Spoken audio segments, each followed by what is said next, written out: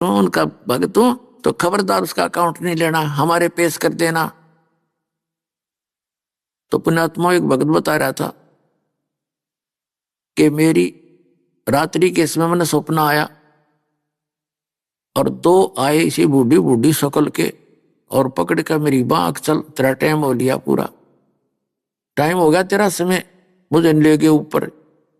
मैंने उनसे रास्ते में पूछा, जब थोड़ी सी दूर रह लिया वो जहां वो मुझे ले जाना चाह रहे थे, मैंने पूछा भाई कौन हो तुम, कहाँ ले जा रहे हो मुझे?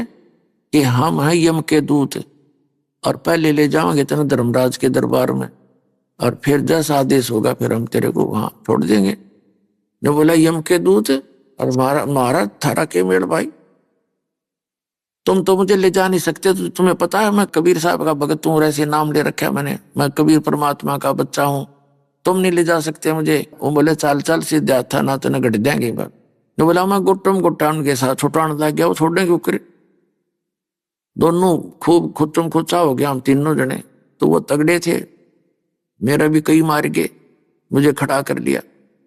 तो वो फिर डर गई इस बात, तब इतना कॉन्फिडेंस से जब कह रहा है कि गड़बड़ हो जा, थारे चूक लाग गई हो। एक ने कहने लगा तू इसके पास खड़ा रहा, मैं पहले अंदर जाके वेरीफाई कराया हूं। तो उसने जाके कहता मैंने न सुने दूर थे, वो तो मालिक की लीला थी, अंदर बतलाते। उसने कहा जी ऐसे ऐसे एक व्यक्ति लाए हैं जो आपका आदेश था, वो तो यूं कहे मैं कबीर साहब का भगत हूं, तो मुझे ले जा नहीं सकते।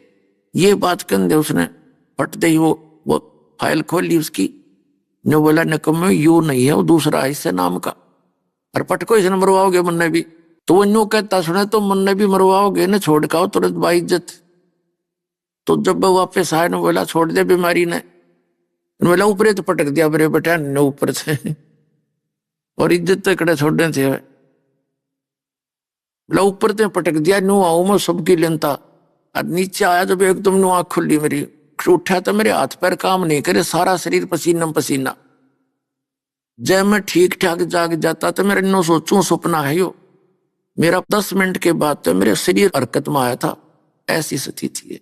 तो पुण्यात्माओं आपका ऐसे समर्थ से मेल हो गया है, अब सच्चे दिल से भक्ति करना, पूरे परिवार की रक्षा करेगा और सतलोक जाओगे, वहां जाकर सुंदर शरीर पाओगे। बोलो सतगुरुदेव की जय हो।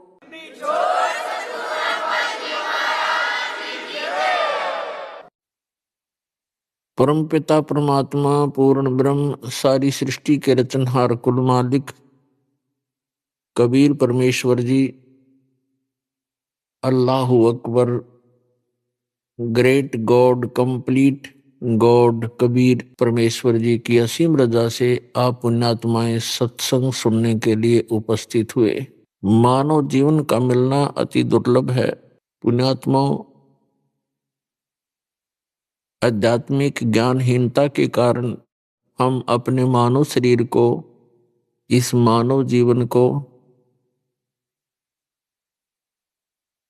संसारिक कार्यों में ही नष्ट कर जाते हैं, जबकि इस मानव शरीर का एक विशेष कार्य परमात्मा ने बताया आकर के कि मनुष्य जीवन केवल परमात्मा की भक्ति के लिए प्राप्त हुआ है।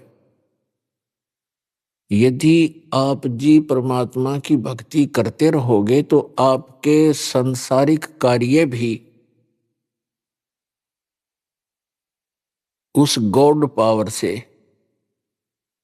परमात्मा की शक्ति से आसानी से होते रहेंगे, और जो आप अपने सारा जीवन में नहीं कर सकते परमात्मा चंद ही वर्षों में कर देता है।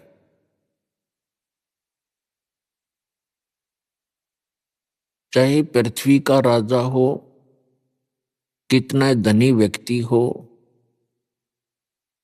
जब वो अपने प्रयत्न से थक लेता है और जहां भी कोशिश करता है उसको उल्टा ही पड़ता है, तब वो भी परमात्मा से ही अर्ज करता है। तो इसलिए परमात्मा कहते हैं यदि आप जी पहले ही मेरे से संबंधित हो जाओगे, मेरी पावर का कनेक्शन आपको मिल जाएगा, तो आपको फिर सदा वो सुख मिलता ही रहेगा जो परमात्मा देता है। जब हम दुखी होते हैं परमात्मा की खोज करते हैं। आत्मा को ये पूरा ज्ञान है कि जो सुख भगवान दे सकता है वो इंसान नहीं दे सकता। चाहे राष्ट्रपति से भी आप मेल कर लो, उसकी भी असमर्थता होती है, लेकिन परमात्मा की डिक्शनरी में, परमात्मा के शब्दकोश में असंभव शब्द नहीं है। इसलिए उस परमेश्वर ने आके स्वयं ही यथार्थ ज्ञान बताया है। क्योंकि जब तक भगवान आकर स्वयं ज्ञान नहीं देते तब तक इस काल भगवान के द्वारा भ्रमित संत, साधु, फकीर, ब्राह्मण, मुल्ला, काजी, ये जो भी जिस धर्म का प्रवक्ता है, वो काल प्रेरणा से और अज्ञानता के कारण वो इस काल भगवान की ही महिमा बताता है, जो ना सुख दे सकता है, केवल दुख ही दे सकता है। यदि कोई व्यक्ति आम की महिमा बताकर और बबूल का बीज दे देता है कीकर का, वो गुण तो गा रहा है आम के कि शीतल छाया होती है, कांटे रहित होता है, मीठे फल लगते हैं। आम के गुणों में तो ऐसा ही लिखा है, लेकिन बीज बबूल का बो देने से, बीज देने से वो उसको कांटे ही प्राप्त होते हैं, आम नहीं प्राप्त हो सकते। ठीक इसी प्रकार जितने भी परमात्मा से अपरिचित ऋषि, महर्षि, ब्राह्मण, गुरु, मुल्ला, काजी, पीर हुए हैं,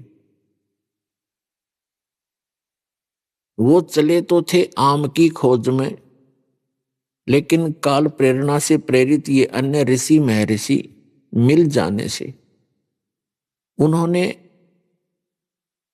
बबूल बोली, किक्कर बीज ली आम के धोखे में।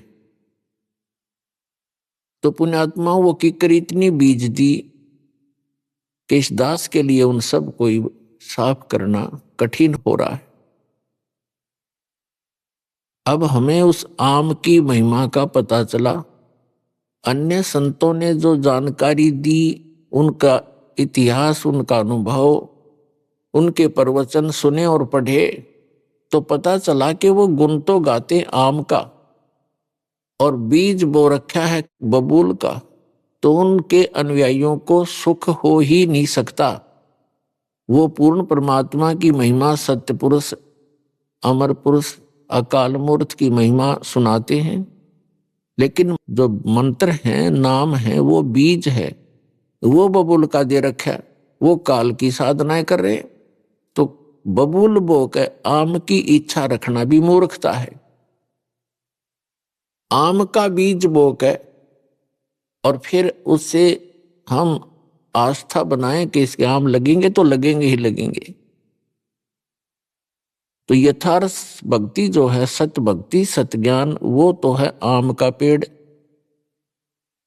और गलत ज्ञान, गलत साधना, गलत मंत्र, वो है बबूल का बीज। तो दास ने विश्व के सभी ग्रंथों को जाना, समझा, और विश्व के सभी वर्तमान के धर्मगुरु प्रवक्ताओं के इतिहास पढ़े, उनका अनुभव देखा। उन्होंने सारा का सारा ज्ञान सदग्रंथों के विपरीत सुना रखे, और जिसका भयंकर परिणाम उनके अनुयायियों को भोगना पड़ रहा है। कोई सुखी नहीं। परमात्मा के लिए निकले थे, जहां से चले थे वहीं खड़े हैं, उल्टे दुख और शुरू हो गए उनको। तो पुण्य